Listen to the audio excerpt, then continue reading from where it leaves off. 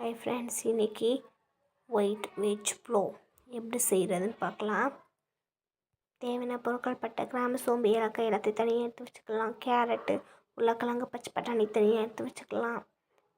பல்லாரி வெங்காயம், கொத்தமல்லி, புதினா, பச்சை மிளகா தனியாக எடுத்து வச்சுட்டு குக்கர் எடுத்துகிட்டு தேவையான அளவு எண்ணெய் சேர்த்துக்கிட்டு கூடவே நெய் சேர்த்துக்கணும். எண்ணெய் சூடானதும் பட்டை, கிராம்பு, அன்னாச்சிப்பூ, ஏலக்காய் எல்லாத்தையும் போட்டு லைட்டாக வதக்கி விடணும்.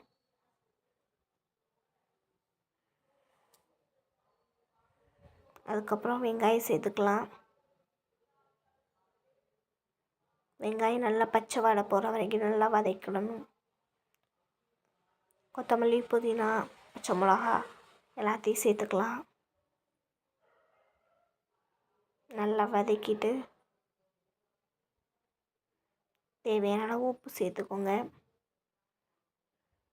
இஞ்சி பூண்டு பேஸ்ட் சேர்த்துக்கலாம். கேரட்டு, பச்சை பட்டாணி, உருளைக்கிழங்கு எல்லாத்தையும் போட்டு நல்லா வதக்கலாம். தேவையான அரிசி தனியாக ஊற வச்சுக்கலாம். நல்லா வதக்குனதும் தண்ணி சேர்த்துக்கோங்க. தேவையான அளவு தண்ணி சேர்த்துக்கலாம். நல்லா கொதிக்கும்போது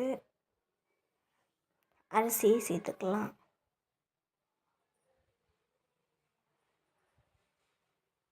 அரிசி சேர்த்ததுக்கப்புறமா லைட்டாக கிண்டி விட்டுட்டு குக்கர் மூடி வச்சுக்கோங்க.